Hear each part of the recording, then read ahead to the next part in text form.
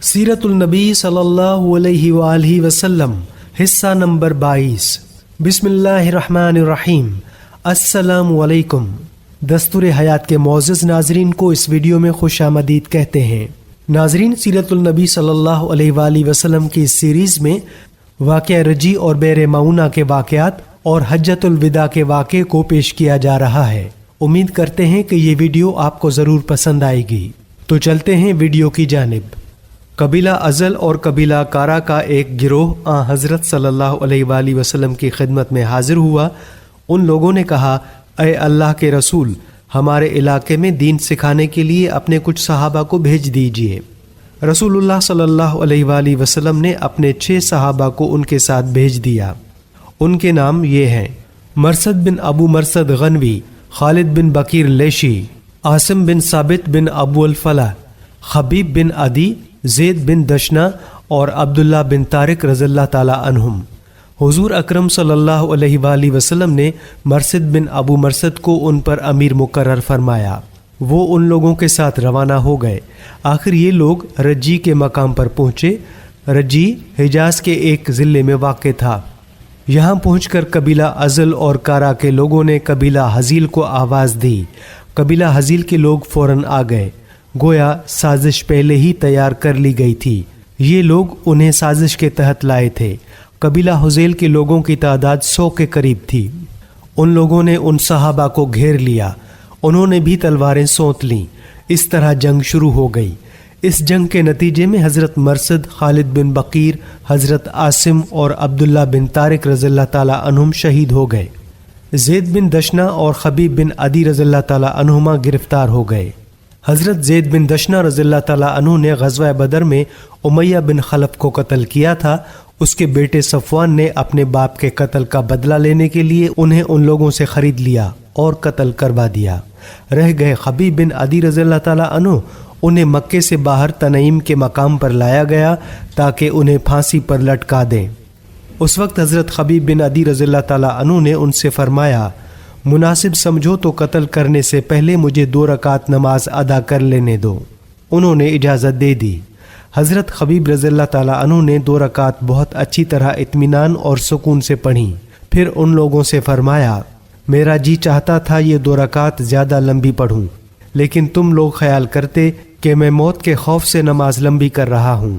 تاریخ اسلام میں قتل سے پہلے 2 رکعت نماز سب سے پہلے حضرت خبیب بن عدی رضی اللہ تعالی عنہ ہی نے ادا کی۔ اس کے بعد آپ کو پھانسی کے تختے پر کھڑا کیا گیا اور اچھی طرح باندھا گیا۔ اس وقت انہوں نے فرمایا، اے اللہ، میں نے تیرے رسول کا پیغام پہنچا دیا، بس تو بھی رسول اللہ صلی اللہ علیہ وآلہ وسلم کو اس بات کی خبر پہنچا دے کہ ان لوگوں نے میرے ساتھ کیا کیا ہے۔ اس کے بعد یہ دعا پڑھی، اے اللہ، ان کفار کو گن لے اور انہیں الگ الگ کر کے قتل کر اور ان میں سے ایک کو بھی نہ چھوڑ۔ اس کے بعد کفار نے انہیں شہید کر دیا۔ قریش مکہ کی ایک عورت سلافہ کے 2 بیٹے حضرت عاصم رضی اللہ تعالی عنہ کے ہاتھوں قتل ہوئے تھے۔ اس نے منت مانی تھی کہ کوئی مجھے عاصم رضی اللہ تعالی عنہ کا سر لا کر دے گا تو میں اس کی کھوپڑی میں شراب ڈال کر پیوں گی۔ حضرت عاصم رضی اللہ تعالی عنہ کو اس کی منت کا پتہ تھا، چنانچہ شہید ہونے سے پہلے انہوں نے دعا کی تھی کہ اے اللہ، میری لاش ان کے ہاتھ نہ لگے۔ چنانچہ جب انہیں شہید کر دیا گیا اور وہ لوگ لاش کو اٹھانے کے لیے بڑھے تو ان پر شہد کی مکھیوں نے حملہ کر دیا۔ وہ بھاگ کھڑے ہوئے۔ پھر انہوں نے فیصلہ کیا کہ رات کے وقت لاش اٹھا لیں گے۔ رات کو تو شہد کی مکھیاں نہیں ہوں گی، لیکن رات کو اللہ تعالیٰ نے پانی کا ایک ریلا بھیجا جو لاش کو بہا لے گیا۔ اس طرح اللہ تعالیٰ نے ان کی لاش کی حفاظت فرمائی۔ حضرت خبیب رضی اللہ تعالیٰ عنہ کی دعا بھی پوری ہو گئی۔ حضرت صلی اللہ علیہ وآلہ وسلم کو وحی کے ذریعے بتایا گیا کہ ان کے ساتھ کیا سلوک کیا گیا ہے۔ حضرت صلی اللہ علیہ وآلہ وسلم نے صحابہ کرام کو بھی یہ خبر سنائی۔ واقعہ رجی کے دنوں ہی میں بئر معونہ کا واقعہ پیش آیا۔ اس کی تفصیل کچھ یوں ہے۔ حضور نبی کریم صلی اللہ علیہ وآلہ وسلم کے پاس قبیلہ بنی عامر کا سردار ابو عامر آیا۔ آپ صلی اللہ علیہ وآلہ وسلم نے اسے اسلام کی دعوت دی۔ اسلام قبول کرنے کے بجائے اس نے کہا، میں سمجھتا ہوں کہ آپ کا پیغام نہایت شریفانہ اور اچھا ہے۔ بہتر یہ ہے کہ آپ اپنے کچھ صحابہ کو نجد والوں کی طرف بھیج دیں۔ وہاں قبیلہ بنی عامر اور بنی سلیم آباد ہیں، وہ وہاں دین کی دعوت دیں، مجھے امید ہے کہ نجدے کے لوگ آپ کی دعوت کو قبول کریں گے۔ اس پر حضرت صلی اللہ علیہ وآلہ وسلم نے فرمایا، مجھے نجد والوں کی طرف سے اندیشہ ہے، کہیں وہ میرے صحابہ کو نقصان نہ پہنچائیں۔ یہ بات آپ صلی اللہ علیہ وآلہ وسلم نے اس لیے فرمائی کہ ابو عامر کا چچا عامر بن طفیل اسلام کا بدترین دشمن تھا اور وہاں کے لوگ بھی سخت مخالف تھے۔ آپ کی بات سن کر ابو عامر نے کہا، آپ کے صحابہ میری پناہ میں ہوں گے، میری ذمہ داری میں ہوں گے۔ آپ صلی اللہ علیہ وآلہ وسلم نے اس سے وعدہ کر لیا۔ وعدہ لے کر ابو عامر چلا گیا۔ آپ نے حضرت منظر بن عمرو رضی اللہ تعالیٰ عنہ کو 40 یا 70 آدمیوں کے ساتھ روانہ فرمایا۔ یہ سب کے سب نہایت عابد اور زاہد صحابہ تھے۔ حضرت صلی اللہ علیہ وآلہ وسلم نے انہیں ایک خط بھی لکھ کر دیا۔ یہ لوگ مدینہ منورہ سے روانہ ہوئے اور بئر معونہ پر جا ٹھہرے۔ بئر معونہ بنی عامر اور بنی سلیم کی سرزمین کے درمیان میں تھا۔ بئر کنویں کو کہتے ہیں، یعنی معونہ کا کنواں۔ اس علاقے کو ہرا کہا جاتا ہے۔ یہاں سیاہ پتھر کثرت سے تھے۔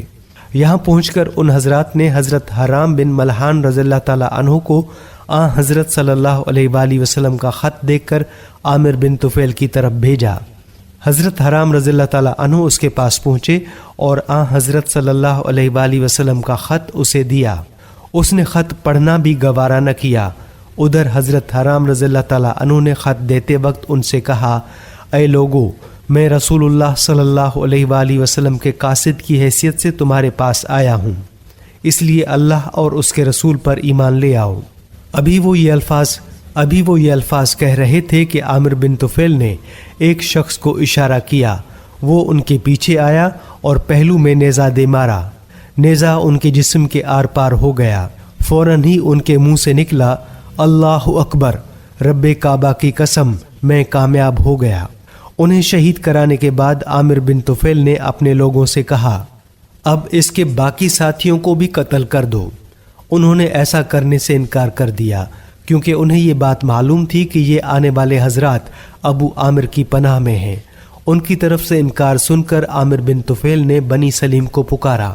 اس کی پکار پر قبیلہ اسب، رل اور زکوان کے لوگ فوراً آ گئے۔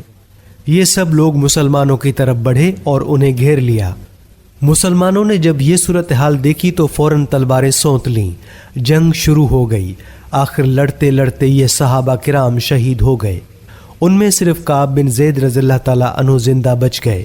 وہ شدید زخمی تھے، کفار نے انہیں مردہ خیال کیا۔ بعد میں انہیں میدان جنگ سے اٹھایا گیا تھا اور یہ ان زخموں سے تندرست ہو گئے تھے۔ ان کے علاوہ حضرت عمرو بن امیہ زمری رضی اللہ تعالیٰ عنہ اور ان کے ساتھ ایک اور صحابی بھی اس لڑائی میں زندہ بچ گئے۔ جب مشرکوں نے مسلمانوں کو گھیرے میں لیا تھا تو یہ دونوں اس وقت اونٹ چرانے گئے ہوئے تھے۔ جب ادھر ان صحابہ کو شہید کیا جا رہا تھا، اس وقت حضرت صلی اللہ علیہ وآلہ وسلم مدینے میں خطبہ ارشاد فرما رہے تھے۔ گھیرے میں آنے کے بعد مسلمانوں نے یہ دعا کی تھی، اے اللہ، ہمارے پاس تیرے سوا ایسا کوئی ذریعہ نہیں جو ہماری طرف سے تیرے رسول کو یہ خبر پہنچا دے۔ اللہ تعالیٰ نے ان کی دعا قبول فرمائی۔ حضرت جبرائیل علیہ السلام نے فوراً حضرت صلی اللہ علیہ وآلہ وسلم کو اس واقعے کی خبر دی۔ آپ صلی اللہ علیہ وآلہ وسلم نے خطبے کے دوران ہی یہ خبر صحابہ کرام رضی اللہ تعالیٰ عنہم کو سنائی۔ تمہارے بھائی مشرکوں سے دوچار ہو گئے، مشرکوں نے انہیں شہید کر دیا ہے۔ ادھر عمرو بن امیہ زمری رضی اللہ تعالیٰ عنہ اور ان کے ساتھی اونٹ چرانے گئے ہوئے تھے۔ ان دونوں نے پڑاؤ کی طرف مردار خور پرندوں کو منڈلاتے دیکھا تو پریشان ہو گئے، سمجھ گئے کہ کوئی خاص واقعہ پیش آ گیا ہے۔ چنانچہ یہ فوراً اپنے ساتھیوں کی طرف روانہ ہوئے۔ اس وقت تک صحابہ کرام کے قاتل وہیں موجود تھے۔ یہ ہولناک منظر دیکھ کر حضرت عمرو بن امیہ رضی اللہ تعالیٰ عنہ کے ساتھی نے پوچھا، اب کیا رائے ہے؟ حضرت عمرو بن امیہ رضی اللہ تعالیٰ عنہ بولے، میری رائے یہ ہے کہ ہم رسول اللہ صلی اللہ علیہ وآلہ وسلم کے پاس چلے جائیں اور اس سانحے کی خبر دیں۔ اس پر ان کے ساتھی نے فرمایا، مگر جس جگہ منظر بن عمرو رضی اللہ تعالیٰ عنہ جیسا آدمی شہید ہو چکا ہے، میں وہاں سے اپنی جان بچا کر نہیں جاؤں گا۔ اچھی بات ہے، میں بھی تیار ہوں۔ اب دونوں نے تلواریں سونت لیں، دشمن کو للکارا اور ان سے جنگ شروع کر دی۔ آخر کار حضرت عمرو بن امیہ رضی اللہ تعالیٰ عنہ گرفتار ہو گئے، جبکہ ان کے ساتھی صحابی شہید ہو گئے۔ عامر بن طفیل کی ماں نے ایک غلام آزاد کرنے کی منت مان رکھی تھی۔ اس نے اپنی ماں کی منت پوری کرنے کی خاطر عمرو بن امیہ رضی اللہ تعالیٰ عنہ کو آزاد کر دیا۔ یہ حضرت صلی اللہ علیہ وآلہ وسلم کی خدمت میں حاضر ہوئے اور سارا واقعہ سنایا۔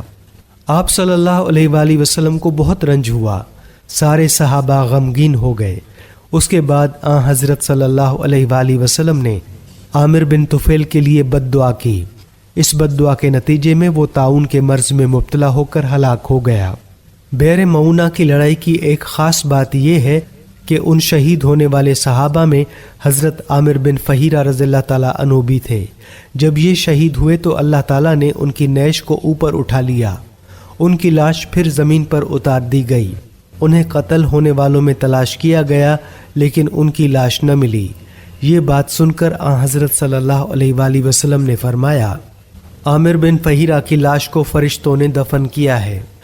حضرت صلی اللہ علیہ وآلہ وسلم کو اس واقعے سے اتنا صدمہ ہوا تھا کہ مسلسل 1 ماہ تک صبح کی نماز میں دعائے قنوت نازلہ پڑھتے رہے اور بئر معونہ پر شہید کیے جانے والے صحابہ کے قاتلوں کے حق میں بد دعا کرتے رہے۔ اسی طرح حضرت صلی اللہ علیہ وآلہ وسلم واقعہ رجی کے قاتلوں کے حق میں بھی بد دعا فرماتے رہے۔ غزوہ تبوک کے بعد سرایا بھیجے جانے کا سلسلہ جاری رہا۔ اس دوران حضرت صلی اللہ علیہ وآلہ وسلم کی خدمت میں ہر طرف سے وفد آنے لگے، یعنی لوگ وفدوں کی شکل میں آ کر اسلام قبول کرنے لگے۔ ایک روز بنی حنیفہ کا وفد آیا، اس میں مسلمہ کذاب بھی تھا۔ ان لوگوں نے اس شخص کو کپڑوں سے ڈھانپ رکھا تھا۔ اس وقت حضرت صلی اللہ علیہ وآلہ وسلم صحابہ کرام رضی اللہ تعالیٰ عنہم کے درمیان تشریف فرما تھے اور آپ صلی اللہ علیہ وآلہ وسلم کے ہاتھ میں کھجور کی ٹہنی تھی۔ ٹہنی کے سرے پر کچھ پتے بھی تھے۔ مسلمہ نے آپ کے نزدیک آ کر کہا، آپ مجھے اپنی نبوت میں شریک کر لیجئے۔ حضرت صلی اللہ علیہ وآلہ وسلم نے اس کی اس بیہودہ بات کے جواب میں ارشاد فرمایا، اگر تو مجھ سے یہ ٹہنی مانگے تو میں تجھے یہ بھی نہیں دے سکتا۔ نبی اکرم صلی اللہ علیہ وآلہ وسلم اس کی آمد سے پہلے یہ صحابہ کرام سے فرما چکے تھے کہ میں نے دیکھا ہے کہ میرے ہاتھ میں سونے کے 2 کنگن ہیں۔ اللہ تعالیٰ نے ہی مجھے وحی فرمائی کہ ان پر پھونک ماریں۔ میں نے پھونک ماری تو دونوں کنگن اڑ گئے۔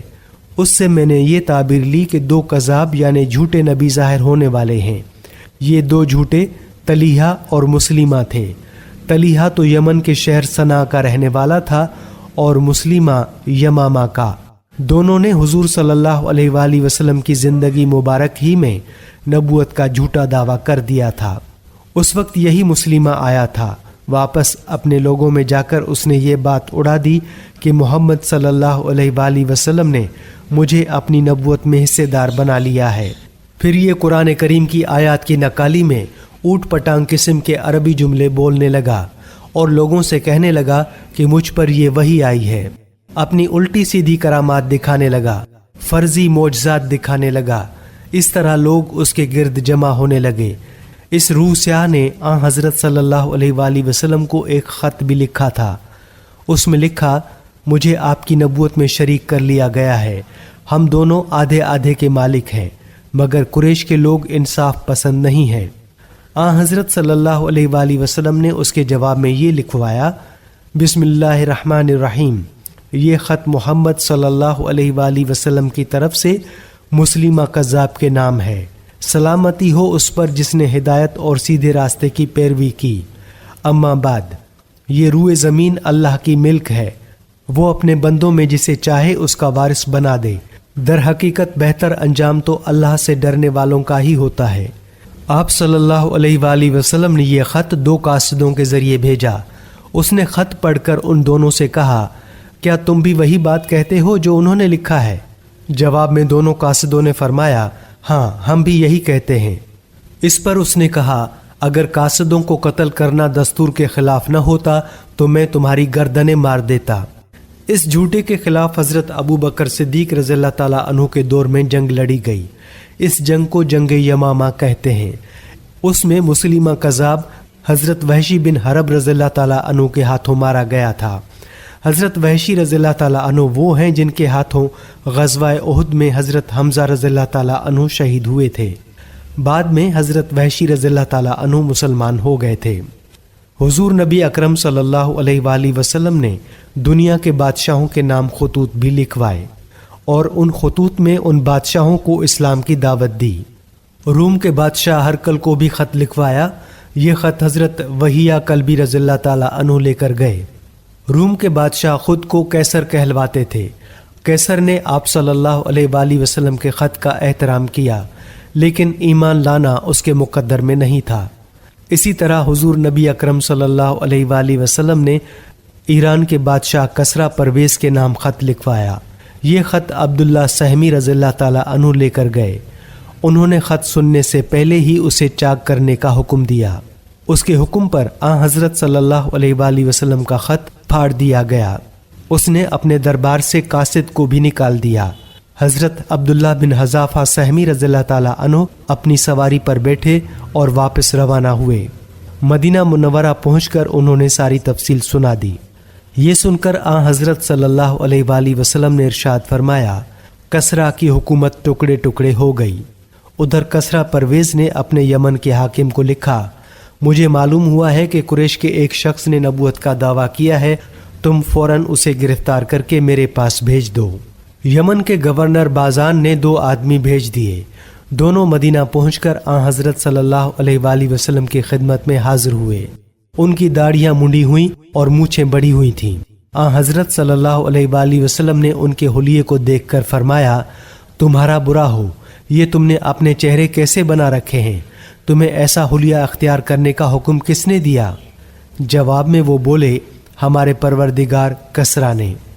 حضرت صلی اللہ علیہ وآلہ وسلم نے یہ سن کر ارشاد فرمایا، مگر میرے پروردگار نے مجھے داڑھی بڑھانے اور مونچھیں کتروانے کا حکم دیا ہے۔ پھر آپ صلی اللہ علیہ وآلہ وسلم نے ان سے فرمایا، اب جاؤ اور کل میرے پاس آنا۔ دونوں چلے گئے۔ اس دوران اللہ تعالیٰ نے آپ صلی اللہ علیہ وآلہ وسلم کو وحی کے ذریعے خبر دی کہ اللہ تعالیٰ نے کسریٰ پر اس کے بیٹے کو مسلط کر دیا ہے، وہ فلاں مہینے اور فلاں دن اسے قتل کر دے گا۔ اس وحی کے بعد آپ صلی اللہ علیہ وآلہ وسلم نے ان دونوں کو بلایا اور یہ اطلاع انہیں دی۔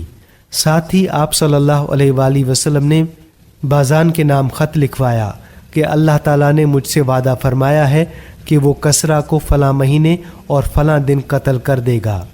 بازان کو یہ خط ملا تو اس نے سوچا، اگر وہ نبی ہیں تو جیسا انہوں نے لکھا ہے ویسا ہی ہوگا۔ چنانچہ اسی طرح ہوا۔ اس کے بیٹے شرویا نے اسی دن اسے قتل کر دیا جس کی پیشگوئی ہو چکی تھی۔ بازان کو جب یہ اطلاع ملی تو اس نے فوراً حضرت صلی اللہ علیہ وآلہ وسلم کی خدمت میں قاصد بھیجا اور اپنے ساتھیوں کے اسلام قبول کرنے کی اطلاع دی۔ حضرت صلی اللہ علیہ وآلہ وسلم نے شاہ حبشہ نجاشی کے نام بھی خط لکھوایا۔ نجاشی کے پاس جب یہ خط پہنچا تو انہوں نے اس مکتوب مبارک کو آنکھوں سے لگایا، تخت سے اتر کر زمین پر آ بیٹھے اور اسلام قبول کیا۔ پھر ہاتھی دانت کی صندوقچی منگوا کر حضور اکرم صلی اللہ علیہ وآلہ وسلم کا خط مبارک اس میں ادب سے رکھا۔ اس خط کے ساتھ آپ صلی اللہ علیہ وآلہ وسلم نے ان کے نام ایک دوسرا خط بھی لکھوایا۔ اس میں آپ صلی اللہ علیہ وآلہ وسلم نے لکھوایا کہ نجاشی حضرت حبیبہ رضی اللہ تعالی عنہا سے حضرت صلی اللہ علیہ وآلہ وسلم کا نکاح کر دیں۔ نجاشی نے اس خط کو بھی چوما، آنکھوں سے لگایا اور حکم کی تعمیل کی اور حضرت حبیبہ رضی اللہ تعالی عنہا سے حضرت صلی اللہ علیہ وآلہ وسلم کا نکاح پڑھایا۔ یہ دونوں خط حضرت عمر بن امیہ زمری رضی اللہ تعالی عنہ لے کر گئے تھے۔ حجۃ الوداع کے لیے روانگی۔ 10 ہجری میں حضرت صلی اللہ علیہ وآلہ وسلم نے حج کا ارادہ فرمایا۔ اس حج کو حجۃ الوداع کہا جاتا ہے۔ حضرت صلی اللہ علیہ وآلہ وسلم 24 ذی القعدہ 10 ہجری جمعرات کے دن مدینہ منورہ سے حجۃ الوداع کے لیے روانہ ہوئے۔ روانگی دن کے وقت ہوئی۔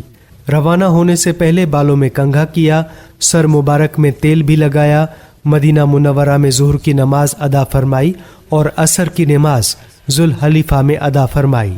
اس سفر میں حضرت صلی اللہ علیہ وآلہ وسلم کی تمام ازواج مطہرات بھی ساتھ تھیں۔ ان کی تعداد اس وقت 9 تھی۔ انہوں نے اونٹوں پر ہودجو میں سفر کیا۔ حضرت صلی اللہ علیہ وآلہ وسلم اپنی اونٹی قصوہ پر سوار تھے۔ یہ اونٹنی جب آپ صلی اللہ علیہ وآلہ وسلم کو لے کر اٹھی تو آپ صلی اللہ علیہ وآلہ وسلم اس وقت احرام میں تھے۔ قصوہ پر اس وقت ایک پرانا کجاوا تھا جو 4 درہم قیمت کا رہا ہوگا، اور آپ صلی اللہ علیہ وآلہ وسلم کے اوپر چادر بھی معمولی سی کی تھی۔ اس وقت آپ صلی اللہ علیہ وآلہ وسلم یہ دعا پڑھ رہے تھے۔ ترجمہ: اے اللہ، اس حج کو مقبول بنا دے اور ایسا بنا دے جس میں نہ تو ریاکاری اور دھوکہ ہو اور نہ دکھاوا اور ظاہر داری ہو۔ سفر کے دوران حضرت جبرائیل علیہ السلام حاضر ہوئے۔ انہوں نے عرض کیا، آپ اپنے صحابہ کو حکم دیں کہ تلبیہ میں اپنی آواز بلند کریں، یہ حج کا شعار ہے۔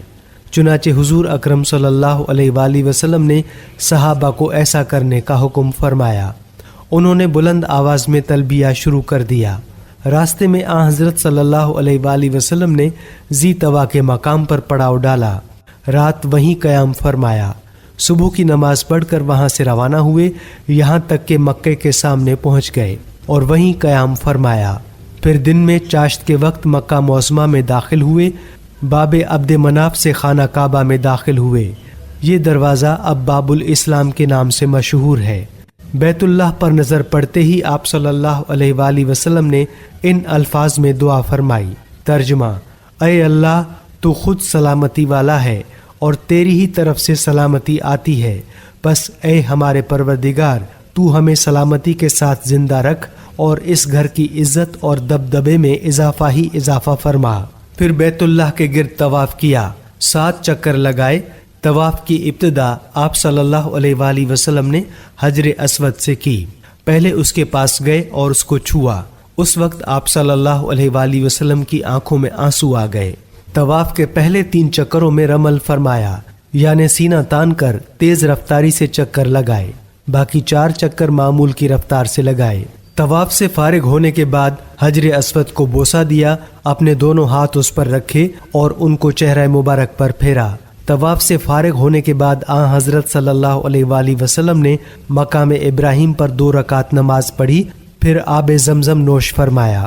اب آپ صلی اللہ علیہ وآلہ وسلم صفا پہاڑی کی طرف چلے۔ اس وقت آپ صلی اللہ علیہ وآلہ وسلم یہ آیت پڑھ رہے تھے۔ ترجمہ: بے شک صفا اور مروہ اللہ کے شعائر میں سے ہیں۔ سورہ البقرہ۔ حضور اکرم صلی اللہ علیہ وآلہ وسلم نے صفا اور مروہ کے درمیان 7 چکر لگائے۔ یہ 2 پہاڑیاں ہیں، ان کے درمیان چکر لگانے کو صحیح کرنا کہتے ہیں۔ پہلے 3 پھیروں میں آپ تیز تیز اور باقی 4 میں عام رفتار سے چلے۔ جب صفا پر چڑھتے اور کعبے کی طرف منہ کر لیتے تو اس وقت اللہ کی توحید یوں بیان فرماتے۔ ترجمہ: اللہ تعالیٰ کے سوا کوئی معبود نہیں، اللہ سب سے بڑا ہے۔ اللہ تعالیٰ کے سوا کوئی معبود نہیں، وہ تنہا ہے۔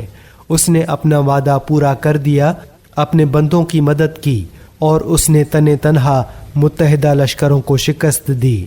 مروہ پر پہنچ کر بھی حضور اکرم صلی اللہ علیہ وآلہ وسلم نے اللہ کی حمد و ثنا بیان فرمائی۔ صفا اور مروہ کے درمیان سعی کے بعد حضرت صلی اللہ علیہ وآلہ وسلم نے ان لوگوں کو احرام کھولنے کا حکم فرمایا جن کے ساتھ قربانی کے جانور نہیں تھے۔ جن کے ساتھ قربانی کے جانور تھے انہیں حکم فرمایا کہ وہ احرام برقرار رکھیں۔ 8 ذی الحجہ کو حضور اکرم صلی اللہ علیہ وآلہ وسلم منا کے لیے روانہ ہوئے۔ منا کی طرف روانگی سے پہلے ان تمام لوگوں نے احرام باندھ لیے جو پہلے احرام کھول چکے تھے۔ منا میں حضرت صلی اللہ علیہ وآلہ وسلم نے ظہر، عصر، مغرب اور عشاء کی نمازیں ادا فرمائیں۔ رات وہیں گزاری۔ وہ جمعے کی رات تھی۔ صبح کی نماز بھی آپ صلی اللہ علیہ وآلہ وسلم نے منا میں پڑھی۔ سورج طلوع ہونے کے بعد وہاں سے عرفات کی طرف روانہ ہوئے۔ آپ صلی اللہ علیہ وآلہ وسلم نے حکم فرمایا کہ میرے لیے اونٹ کے بالوں کا ایک قبہ بنا دیا جائے۔ میدان عرفات میں حضور اکرم صلی اللہ علیہ وآلہ وسلم اس قبے میں ٹھہرے یہاں تک کہ زوال کا وقت ہو گیا۔ اس وقت حضور اکرم صلی اللہ علیہ وآلہ وسلم نے اپنی اونٹنی قصوہ کو لانے کا حکم فرمایا۔ قصوہ پر سوار ہو کر آپ صلی اللہ علیہ وآلہ وسلم وادی کے اندر پہنچے اور اونٹنی پر بیٹھے بیٹھے ہی مسلمانوں کے سامنے خطبہ دیا۔ اس خطبے میں حضرت صلی اللہ علیہ وآلہ وسلم نے فرمایا، لوگو میری بات سنو، دیکھو میں جانتا نہیں کہ اس سال کے بعد اس جگہ میں تم سے کبھی ملوں گا یا نہیں۔ لوگو سن لو، تمہارے خون یعنی تمہاری جانیں اور تمہارے اموال یعنی تمہارے مال ایک دوسرے پر اپنے رب سے ملنے تک یعنی زندگی بھر اس طرح قابل احترام ہے جس طرح تمہارے لیے یہ دن اور یہ مہینہ قابل احترام ہے۔ دیکھو تم عنقریب اپنے رب سے ملو گے یعنی مرنے کے بعد، وہ تم سے تمہارے اعمال کے متعلق سوال کرے گا اور میں ہر عمل کے متعلق تمام احکام تمہیں پہنچا چکا ہوں۔ بس جس کے پاس کسی کی امانت ہو اسے چاہیے کہ وہ اس امانت کو مانگنے پر اسی شخص کے حوالے کر دے جس نے امانت دار سمجھ کر امانت رکھوائی تھی۔ دیکھو ہر قسم کا سود جو کسی کا کسی کے ذمے تھا ساقط کر دیا گیا، البتہ تمہارا اصل مال تمہارے لیے حلال ہے۔ نہ تم زیادتی کرو گے اور نہ تمہارے ساتھ زیادتی کی جائے گی۔ اللہ تعالیٰ نے فیصلہ کر دیا ہے کہ اب کوئی سود جائز نہیں، اور عباس بن عبد المطلب کا سارا سود ساقط کر دیا گیا۔ اسلام لانے سے پہلے زمانہ جاہلیت میں جو بھی قتل کا مقدمہ تھا وہ بھی ختم کر دیا گیا، اب اس کا انتقام نہ لیا جائے گا۔ اور سب سے پہلے جو قتل کا بدلہ میں ختم کرتا ہوں وہ ابن ربیعہ بن حارث بن عبد المطلب کا قتل ہے۔ اور ابن ربیعہ نے بنو لیس میں دودھ پیا تھا، حذیل نے اسے قتل کر دیا تھا، پس یہ پہلا قتل ہے جس سے میں معافی کی ابتدا کر رہا ہوں۔ لوگو غور سے سنو، شیطان اس بات سے مایوس ہو چکا ہے کہ اب اس سرزمین میں کبھی اس کی عبادت کی جائے گی، لیکن اگر اس کی اطاعت کرو گے تو وہ تمہارے ان گناہوں سے جنہیں تم معمولی سمجھتے ہو، اس لیے تم لوگ دین کے معاملے میں شیطان سے بچتے اور ڈرتے رہو۔ لوگو غور سے سنو، تمہاری عورتوں پر تمہارا حق ہے اور تم پر ان عورتوں کا حق ہے۔ عورتوں کے ساتھ حسن سلوک اور بھلائی کرتے رہو کیونکہ وہ تمہارے پاس قیدیوں کی طرح ہیں، تم نے انہیں اللہ کی امانت کے طور پر حاصل کیا ہے۔ لوگوں میری بات سمجھنے کی کوشش کرو، میں نے تو ہر حکم پہنچا دیا اور تمہارے اندر وہ چیز چھوڑی ہے کہ اگر اسے مضبوطی سے پکڑے رکھا تو کبھی گمراہ نہ ہوگے، اور وہ کھلی ہوئی چیز ہے کتاب اللہ اور سنت رسول اللہ۔ لوگوں میری بات سن کر غور کرو، خوب سمجھ لو کہ ہر مسلمان دوسرے مسلمان کا بھائی ہے اور تمام مسلمان بھائی بھائی ہیں، لہٰذا کسی بھی آدمی کے لیے اپنے بھائی کی کوئی چیز بلا اجازت حلال نہیں، ہاں مگر اس وقت جب وہ دل کی خوشی سے کوئی چیز خود دے دے۔ بس تم لوگ اپنے آپ پر کسی بھی حالت میں ظلم نہ کرنا۔ لوگوں بتاؤ میں نے تبلیغ کا حق ادا کر دیا؟ لوگوں نے جواب میں کہا یقیناً یقیناً۔ اس پر رسول اللہ صلی اللہ علیہ وآلہ وسلم نے آسمان کی طرف رخ کیا اور شہادت کی انگلی اٹھا کر فرمایا اللہم اشہد اللہم اشہد اللہم اشہد، اے اللہ آپ گواہ رہیے گا، اے اللہ آپ گواہ رہیے گا، اے اللہ آپ گواہ رہیے گا۔ خطبے سے فارغ ہو کر حضرت صلی اللہ علیہ وآلہ وسلم نے حضرت بلال رضی اللہ تعالیٰ عنہ کو اذان کا حکم دیا۔ اذان کے بعد ظہر کی تکبیر کہی گئی اور نماز ادا کی گئی، پھر عصر کی نماز کے لیے تکبیر کہی گئی اور نماز ادا کی گئی، یعنی دونوں نمازیں ایک ساتھ ادا کی گئیں۔ دونوں نمازوں کے لیے اذان ایک ہی کہی گئی، تکبیریں الگ الگ ہوئیں۔ عرفات میں ایک جماعت خدمت اقدس میں حاضر ہوئی، انہوں نے پوچھا حج کس طرح کیا جاتا ہے؟ حضرت صلی اللہ علیہ وآلہ وسلم نے ارشاد فرمایا حج دراصل وقوف عرفات کا نام ہے، یعنی عرفات میں ٹھہرنا حج کرنا ہے۔ عرفات کا پورا میدان وقوف کی جگہ ہے۔ اب آپ صلی اللہ علیہ وآلہ وسلم مشعر الحرام یعنی مزدلفہ کے لیے روانہ ہوئے۔ اس وقت آپ صلی اللہ علیہ وآلہ وسلم نے حضرت اسامہ بن زید رضی اللہ تعالیٰ عنہ کو اپنے پیچھے بٹھایا۔ آپ صلی اللہ علیہ وآلہ وسلم لوگوں کو اطمینان سے چلنے کا حکم فرماتے رہے۔ اس طرح مزدلفہ پہنچے، یہاں مغرب اور عشاء کی نمازیں ایک ساتھ ادا فرمائیں۔ یہ دونوں نمازیں عشاء کے وقت پڑھی گئیں۔ عورتوں اور بچوں کے لیے آپ صلی اللہ علیہ وآلہ وسلم نے حکم فرمایا کہ آدھی رات کے 1 گھنٹے بعد ہی مزدلفہ سے منا روانہ ہو جائیں تاکہ وہاں ہجوم ہونے سے پہلے شیطان کو کنکریاں مار سکیں۔ فجر کا وقت ہوا تو حضرت صلی اللہ علیہ وآلہ وسلم نے مزدلفہ میں منہ اندھیرے ہی نماز پڑھائی، پھر سورج نکلنے سے پہلے مزدلفہ سے منا کی طرف روانہ ہوئے۔ جمرہ عقبہ یعنی بڑے شیطان پر پہنچ کر آپ صلی اللہ علیہ وآلہ وسلم نے 7 کنکریاں ماری۔ شیطانوں کو کنکریاں مارنے کے عمل کو رمی کہتے ہیں۔ یہ کنکریاں مزدلفہ سے چن لی جاتی ہیں۔ ہر کنکری مارتے وقت حضور اکرم صلی اللہ علیہ وآلہ وسلم اللہ اکبر فرماتے رہے۔ اس وقت بھی آپ صلی اللہ علیہ وآلہ وسلم اونٹنی پر سوار تھے۔ حضرت بلال اور حضرت اسامہ رضی اللہ تعالی عنہما آپ صلی اللہ علیہ وآلہ وسلم کے پاس تھے۔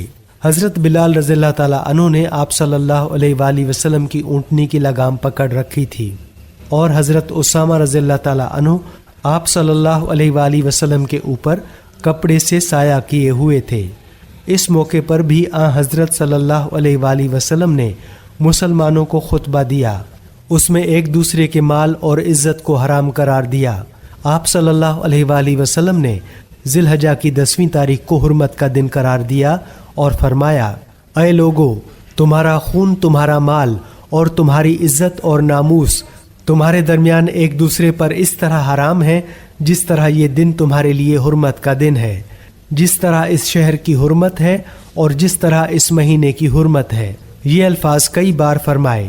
آخر میں دریافت فرمایا، اے لوگو، کیا میں نے تبلیغ کا حق ادا کر دیا؟ لوگوں نے اقرار کیا۔ پھر آپ صلی اللہ علیہ وآلہ وسلم نے فرمایا، اب تم میں سے جو موجود ہے وہ غائب تک یہ تبلیغ پہنچا دے۔ میرے بعد تم کفر کی تاریکیوں میں نہ لوٹ جانا کہ آپس میں ایک دوسرے کی گردنیں مارنے لگو۔ حضور اکرم صلی اللہ علیہ وآلہ وسلم نے لوگوں سے یہ بھی فرمایا کہ مجھ سے حج کے مناسک یعنی ارکان سیکھ لو، کیونکہ ممکن ہے اس سال کے بعد مجھے حج کا موقع نہ ملے۔ اور ناظرین، ایسا ہی ہوا، کیونکہ اس حج کی صرف 3 ماہ بعد حضور اکرم صلی اللہ علیہ وآلہ وسلم کی وفات ہو گئی تھی۔ اس کے بعد آپ صلی اللہ علیہ وآلہ وسلم منا میں قربانی کی جگہ تشریف لائے اور 63 اونٹ قربان فرمائے۔ یہ سب جانور آپ صلی اللہ علیہ وآلہ وسلم مدینہ منورہ ہی سے لائے تھے اور اپنے دست مبارک سے ذبح فرمائے، گویا اپنی عمر کے ہر سال کے بدلے ایک جانور قربان فرمایا۔ قربانی کے گوشت میں سے آپ صلی اللہ علیہ وآلہ وسلم کے لیے کچھ گوشت پکایا گیا اور آپ صلی اللہ علیہ وآلہ وسلم نے تناول فرمایا۔ باقی اونٹوں کو ذبح کرنے کے لیے آپ صلی اللہ علیہ وآلہ وسلم نے حضرت علی رضی اللہ تعالی عنہ کو حکم فرمایا۔ کل 100 اونٹ تھے۔ اس طرح 37 اونٹ حضرت علی رضی اللہ تعالی عنہ نے ذبح فرمائے۔ حضور اکرم صلی اللہ علیہ وآلہ وسلم نے ان جانوروں کا گوشت اور دوسری چیزیں لوگوں میں تقسیم کرنے کا حکم فرمایا۔ منا کا تمام مقام قربانی کرنے کی جگہ ہے۔ اس کے کسی بھی حصے میں جانور قربان کیا جا سکتا ہے۔ قربانی سے فارغ ہونے کے بعد آپ صلی اللہ علیہ وآلہ وسلم نے سر منڈوایا۔ سر مبارک کے بال صحابہ کرام میں تقسیم کیے گئے۔ اس وقت حضور اکرم صلی اللہ علیہ وآلہ وسلم نے دعا فرمائی، ترجمہ، اے اللہ، سر منڈوانے والوں کی مغفرت فرما۔ سر منڈوانے کے بعد حضور اکرم صلی اللہ علیہ وآلہ وسلم کو حضرت عائشہ صدیقہ رضی اللہ تعالی عنہا نے خوشبو لگائی۔ اب حضور اکرم صلی اللہ علیہ وآلہ وسلم مکہ جانے کے لیے سواری پر تشریف فرما ہوئے۔ مکہ پہنچ کر ظہر سے پہلے طواف کیا۔ یہ طواف افاضہ تھا جو حج میں فرض ہے، اس کے بغیر حج نہیں ہوتا۔ پھر حضور اکرم صلی اللہ علیہ وآلہ وسلم نے زمزم کے کنویں سے زمزم نوش فرمایا۔ کچھ پانی اپنے سر مبارک پر بھی چھڑکا۔ پھر آپ صلی اللہ علیہ وآلہ وسلم منا واپس تشریف لے گئے، وہیں ظہر کی نماز ادا کی۔ آپ صلی اللہ علیہ وآلہ وسلم منا میں 3 دن ٹھہرے۔ 3 دن تک رمی جمرات کی یعنی شیطانوں کو کنکریاں ماری۔ ہر شیطان کو 7 کنکریاں ماری۔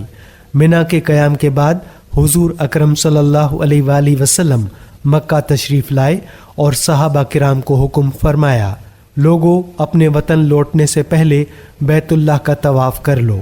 اسے طواف وداع کہتے ہیں، یعنی رخصت ہوتے وقت کا طواف، اور یہ ہر حاجی پر واجب ہے۔ طواف وداع کے بعد حضرت صلی اللہ علیہ وآلہ وسلم مدینہ منورہ کی طرف روانہ ہوئے۔ سیرت النبی صلی اللہ علیہ وآلہ وسلم کا سلسلہ ابھی جاری ہے۔ ابھی اس حوالے سے آپ حصہ نمبر 22 ملاحظہ فرما رہے تھے۔ امید کرتے ہیں یہ ویڈیو آپ کو ضرور پسند آئی ہوگی۔ ویڈیو پسند آئی ہے تو ویڈیو کو لائک کریں، کمنٹس کریں، اپنے دوستوں کے ساتھ زیادہ سے زیادہ شیئر کریں۔ دستور حیات پیج کو فالو نہیں کیا ہے تو فالو کر لیں۔ دستور حیات یوٹیوب چینل کو سبسکرائب کر لیں تاکہ اس طرح کی مزید اسلامی، اصلاحی، تاریخی اور دلچسپ ویڈیوز آپ تک پہنچتی رہیں۔ اب ہمیں اجازت دیجیے۔ اللہ حافظ۔